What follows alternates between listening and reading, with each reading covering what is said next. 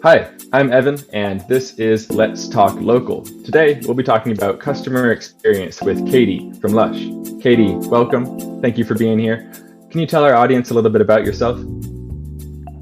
Hello, Evan. Thanks very much for having me today.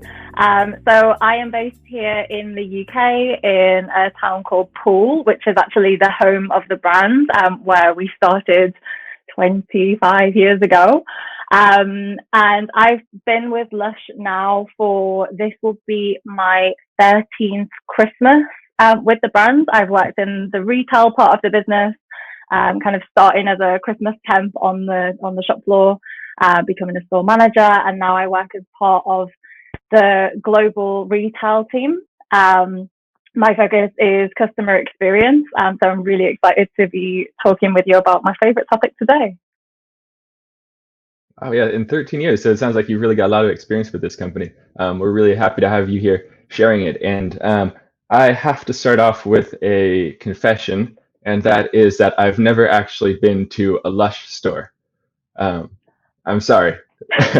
I mean, But we need to sort that out, Evan. We need to sort that out. yeah, yeah, I'm sorry. I've been meaning to go there. I hear the bath bombs are incredible. But yeah, I haven't managed to go there yet. But I was hoping you could kind of start off by telling me what I'm missing out on. Like, what's the in-store experience in Lush and before the pandemic changed everything? All right. So if I get nothing else out of the time spent with you, I want you to be excited to go and visit your local Lush shop at the end of this conversation. You're gonna get at least one customer out of this interview. Excellent. So I'm sure a lot of people listening will have heard of Lush.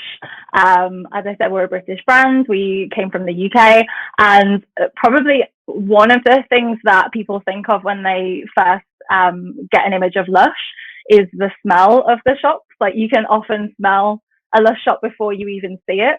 And that's That's true. actually I've not been because inside, but I've smelled it.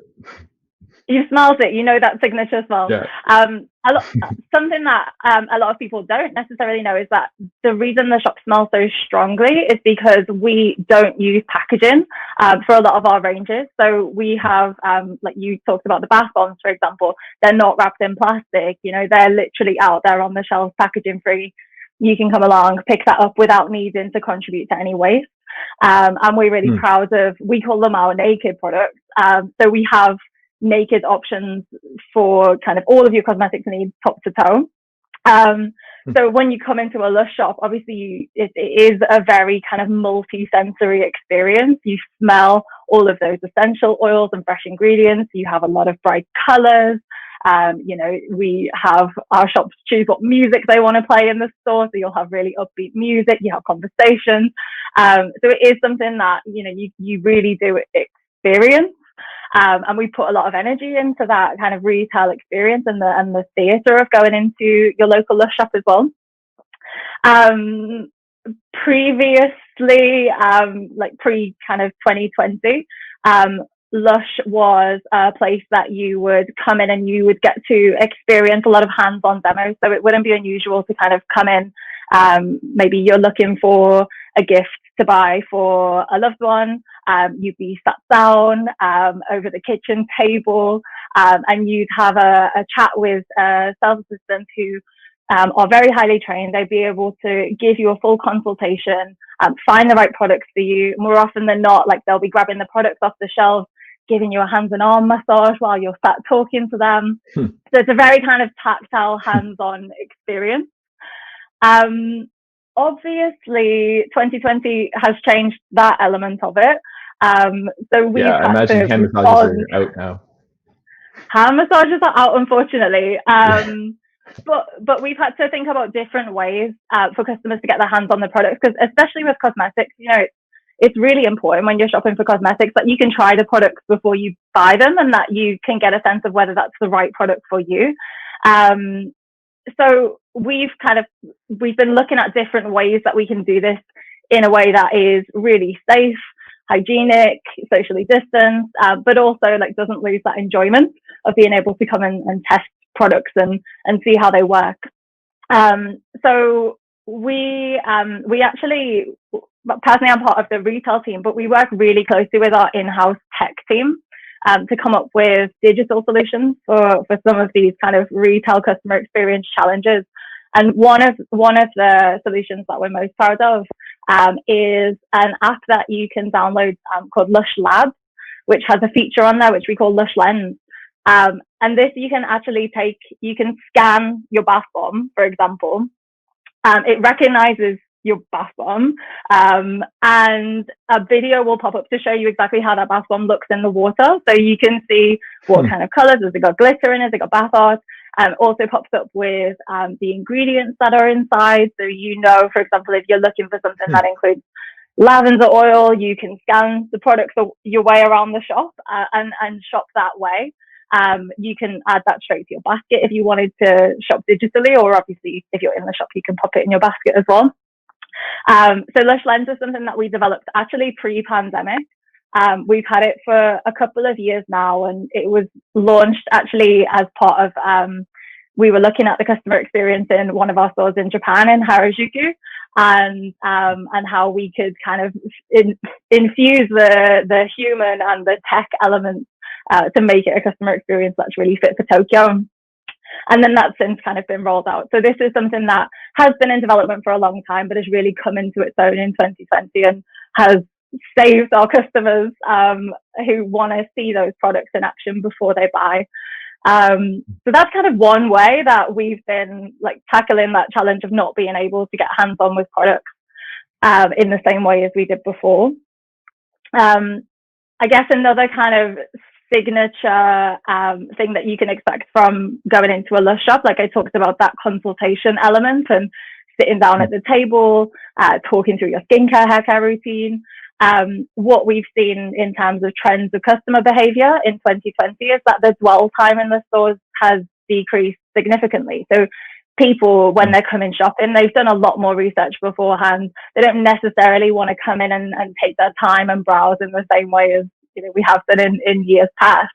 So we've had to adapt to that as well and make sure that we're offering different ways of giving our expert advice to customers and helping them with those purchasing decisions. So there are different ways that we've done that. For example, again, earlier this year in the UK, we rolled out a new feature onto our Lush Labs app, which is called Personal Shopper. So you can, for example, be sat at home. Maybe you want a little bit of help finding the right shampoo, and you can download the app. You can pop in like where you're located, and that will actually match you to sales assistants in your local Lush store, and they'll be able to chat to you in real time and just instant messaging. So for people who don't necessarily want to have a face-to-face conversation, it also just really plays into that preference too. So you can instant message, have a chat. They can either send you the link, and again, you can buy it online and wait for it to be delivered, or you can say, okay, I'll be there in 2 hours. I'll come pick it up, and they'll set it aside for you. And we can offer customer service in that way as well. So yeah, a lot of kind of but the hand massage. Everything but the hand massage, exactly. And we can show you how to do those bits as well. So we've been doing things like online events, and using like the shop's Instagram, which I'm sure we'll get onto a little bit later. But shops have been using their platforms to pass on those skills to customers. So tutorials of like how you can give yourself a nice massage, or give the person that you're isolating with a nice massage using the product, and teaching those skills alongside it as well. So yeah, it's finding different ways to kind of communicate that experience and expertise, but in a way that you can do it that matches your current lifestyle needs. Yeah, and just one other thing on this topic is that I noticed that a lot of these you're talking about your own channels, like the Lush Lab app, for example. But how do you still convey this like Lush experience when it's like you have to fit the brand into some kind of profile or template, like a Facebook page or a Google My Business listing, where it's somebody else's product or service that you're having to fit Lush into? How do you convey that same experience in those situations? Yeah, good question. I can definitely speak to kind of the retail side of that because we have a really decentralized approach to how we manage our online presence at Lush. Our managers, our shop managers, we really do see as running their own businesses. And they take great Mm, pride in like every aspect of that business being really seamless as well. mm, So for instance, like keeping your Google My Business page up to date is seen with the same level of importance as keeping your, your window display up to date. That customer experience should mirror because more and more, again, we're seeing customers search for us online, make decisions about when they're going to come and visit. They might ask questions. They might be looking at our customer engagement, how we're responding to reviews before they make the decision to come into the store. So from a shop level, the shop manager is responsible for keeping all of that information up to date because they're the experts. They're the ones who know, what kinds of conversations their community wants to have at the moment. So they run their own Instagram pages, Facebook, Google My Business as well has become increasingly important this year. One of my colleagues is doing an amazing job of championing that and providing lots of training and resources for shops so that they feel confident being their own kind of marketeers and see that mm. they are brand ambassadors in everything that they do. So I think the human touch that you can bring to those digital platforms is still so important. And that is so much of what the Lush brand is about. And when you've got the same person who's greeting you when you come and visit the store is the same person who's replying to the reviews on Google, you're going to get that tone of voice. Like it's going to have that connection. We spend a lot of time and energy recruiting the best people. Our managers are the best managers on the high street. We train them really well and then we trust them to get on with it and then, give them the tools and support and insights and information that they need to run their business as well. So yeah, from a brand level, obviously there's a brand tone of voice. There are assets that are provided which will give that kind of the same look and feel as much as you can when it's not your own platform.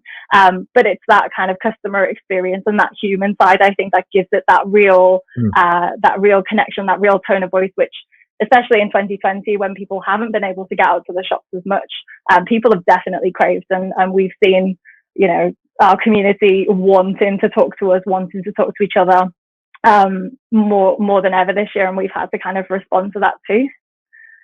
Yeah, I've noticed that with myself. Just when we aren't seeing as many people in our day-to-day lives, I get these automated text messages. Like when I got into my flight, I had this automated text from KLM, and they said, "Here's your plane ticket." And I really was wanted to write back like, "Oh, thank you. So how are you doing? Like, what's new? Tell me about yourself." But people are just I get that people are lacking these personal connections. So if you're able to give that to them online, that the same thing they might have had in a Lush store, I get that people would really want that. Cute. Yeah, I love that idea, and absolutely, why not? Like that's how people want to communicate, and I think as brands, like you have to keep your eye on how people are communicating, how people want to communicate. That instant message back and forth is so convenient. Like for me as a customer, that's the level of customer experience I expect.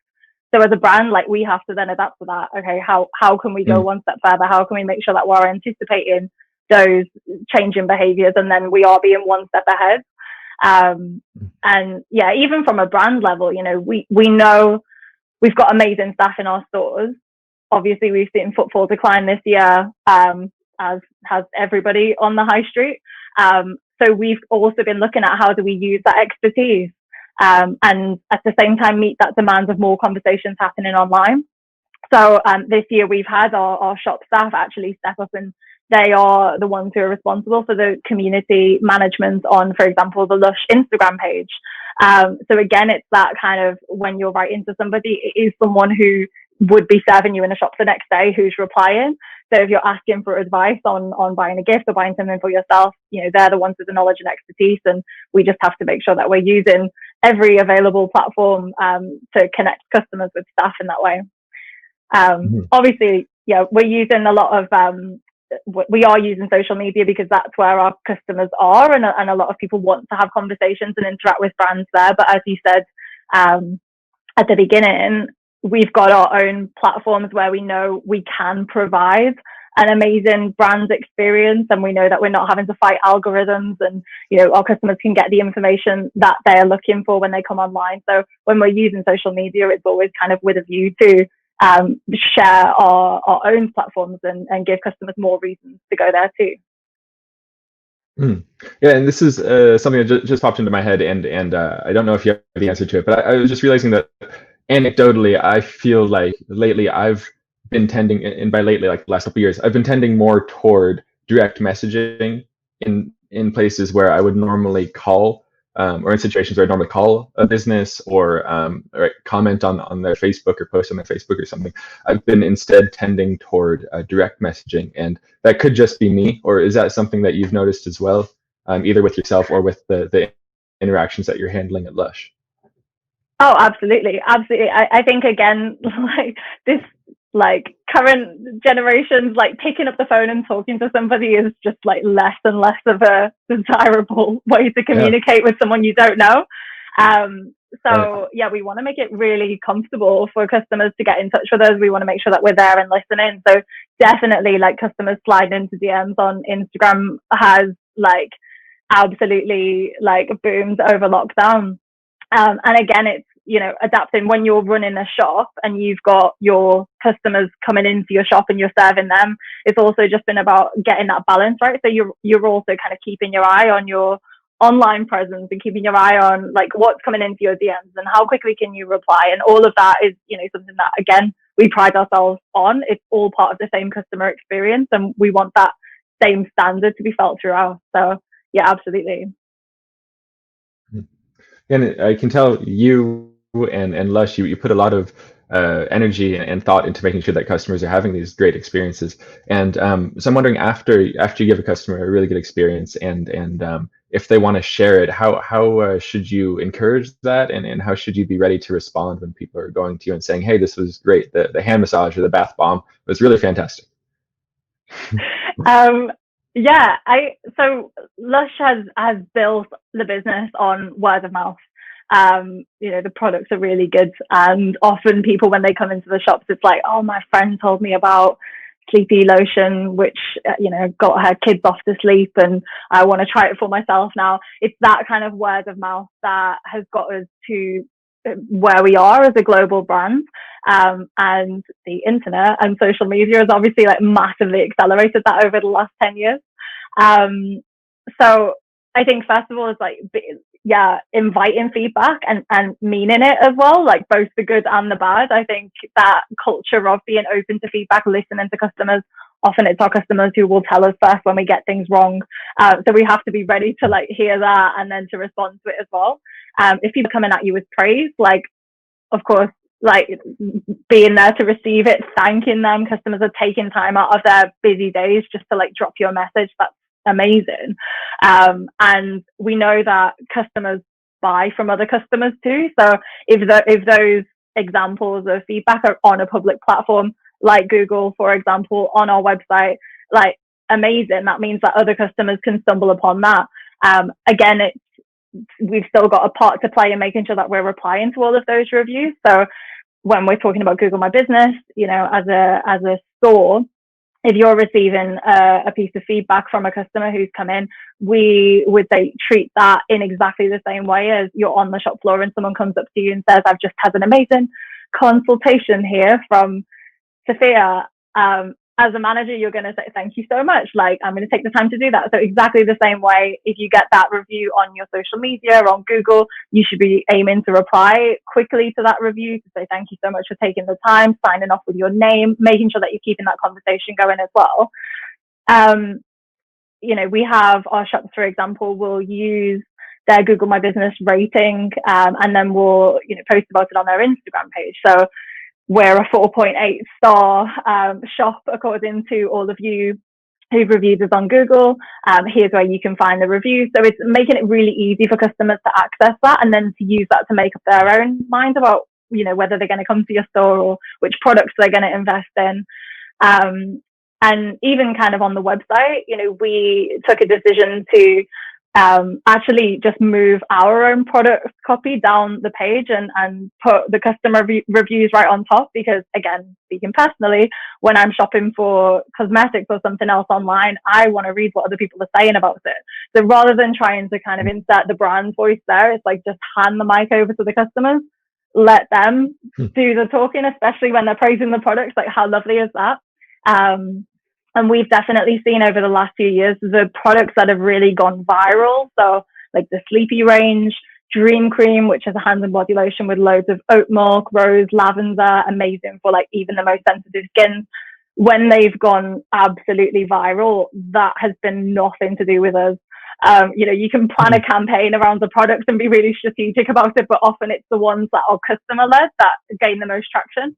And that can be because of a tweet, a review that just suddenly kind of gets shared and blown up. So I think investing in the community, making sure that people like feel heard when they're leaving you feedback as well, and that we're taking that feedback on board and using that internally, and letting customers sell to other customers, which is the best way, the best way to do it. It's such a joy to see. Right. Yeah, and I wanted to note something it's come up a few times, and I think it's helpful for our listeners to think about it this way. Is that a few times now you've talked about the online experience as coming to handling the online experience in the same way that you would handle the in-store experience or in a real world physical experience. Like when you're talking about the importance of keeping your profiles on Google My Business, for example, the importance of keeping those updated. You compared it to a store window, or when you're talking about handling a review online in the same way you would handle it if the customer was talking to you face to face. And I think that's a really helpful way of looking at these things, or it's a way of putting it into context the importance of doing this, because at Pin Me Too, a lot of my job, I'm on the marketing team, and a lot of my job is trying to explain to store managers why it's just as important to have your online profiles with proper information and completely filled out. Why it's just as important to have those as it is to have your the hours that are posted in your storefront window, to have those accurate. And I think when you put it into these terms, you say, your Google My Business profile is your online front door. When you put it into those terms, I think people are it's much easier for them to think, oh, like, of course I want to have my front door looking good, So I think I think that's a nice little shorthand. And I know you didn't say this exactly, but I think what I'm taking away from it is when you come to your online presence, think of it as you're an extension of your physical presence. That's the shorthand I'm coming away with. Absolutely, yeah. The customer journey, I think prior to 2020, maybe in a retail mindset, was kind of like from the moment someone comes into your shop to the moment they leave. That's all just exploded. And like we as retailers now, we need to think about the customer journey starting way before then. It starts when somebody is either physically walking past your shop and might notice it because of what you've got in the window, or they're kind of browsing online and they might notice your shop or your brand in that way. That's where it starts. And you need to make sure that you are there and giving the strongest brand impression, all of the information that a customer might need.